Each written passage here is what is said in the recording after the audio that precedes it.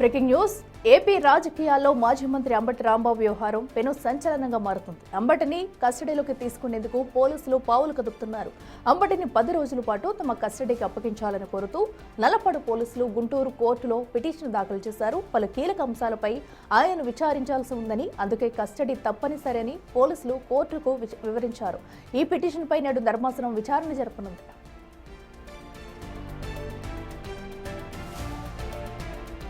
మరోవైపు అంబటి రాంబాబు తరపు న్యాయవాదులు ఇప్పటికే గుంటూరు కోర్టులో బెయిల్ పిటిషన్ దాఖలు చేశారు. ఈ బెయిల్ పిటిషన్పై స్పందించిన కోర్టు తక్షణమే కౌంటర్ దాఖలు చేయాలని నల్లపాడు పోలీసులను ఆదేశించింది.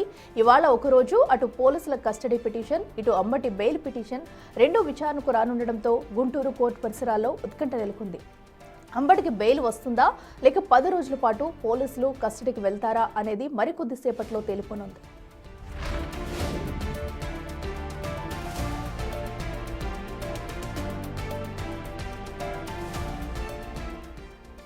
రెడీగా మరింత సమాచారం మా ప్రతినిధి మణికుమార్ అందిస్తారు. మణికుమార్, చెప్పండి. సో ఈ రోజు ఒక్కరోజు అంబటికి సంబంధించి కూడా అటు ఏదైతే పోలీస్ కస్టడీ పిటిషన్ అలాగే బెయిల్ పిటిషన్ కూడా రెండు విచారణకు రానున్నాయి. మరి న్యాయవాదులు ఎవరెవరు ఎలాంటి వాదనలు వినిపించనున్నారు? అప్డేట్స్ ఏంటి?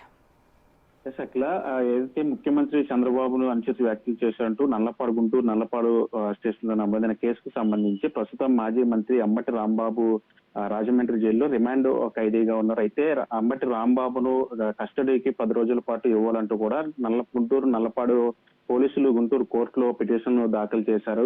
ఈ పిటిషన్ సంబంధించి ఈ రోజు ధర్మాసనం విచారించనుంది. అయితే అంబటి రాంబాబును కస్టడీకి ఇస్తారా, 10 రోజుల పాటు ఇస్తారా, లేదంటే ఎన్ని రోజులు ఇస్తారు ఏంటి అనే దాని మీద కూడా చర్చ జరుగుతుంది. మరోవైపు అంబటి రాంబాబుకు సంబంధించి అంబటి రాంబాబు తరఫున న్యాయవాదులు గుంటూరు కోర్టులో బెయిల్ పిటిషన్ ను దాఖలు చేశారు. ఇప్పటికీ దానికి సంబంధించి విచారణ జరిపినటువంటి న్యాయస్థానం కౌంటర్ దాఖలు చేయాలని నల్లపాడు పోలీసులను ఆదేశించింది. ఈ రెండింటి సందర్భంగా ఈ రోజు గుంటూరు కోర్టు వద్ద ఉత్కంఠ పరిణామాలు నెలకొన్నాయని చెప్పాలి. మరోవైపు రాష్ట్ర వ్యాప్తంగా అంబటి రాంబాబు మీద ఏదైతే ముఖ్యమంత్రి చంద్రబాబు మీద అనుచిత వ్యాఖ్యలు చేసిన కేసులకు సంబంధించి కూడా పోలీసులు పీటీ వారెంట్లు కూడా దాఖలు చేసే పనిలో ఉన్నట్లు కూడా తెలుస్తోంది. ఇప్పుడు ప్రస్తుతానికి అంబటి రాంబాబు రాజమండ్రి జైల్లో రిమాండ్ ఖైదీగా ఉన్నారు. అయితే ఈ రోజు విచారణ జరిపినట్టు కోర్టు అంబటి రాంబాబుకి బెయిల్ వస్తుందా, లేదంటే 10 రోజుల పాటు కస్టడీకి ఇస్తారా, ఒకవేళ కస్టడీకి ఇస్తే గనక 10 రోజులు ఇస్తారా లేదా ఎన్ని రోజులు ఇస్తారు అనే దాని మీద కూడా చర్చ జరుగుతోంది. అంబటి రాంబాబును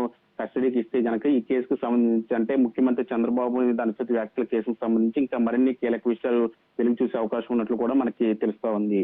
అట్లా థాంక్యూ.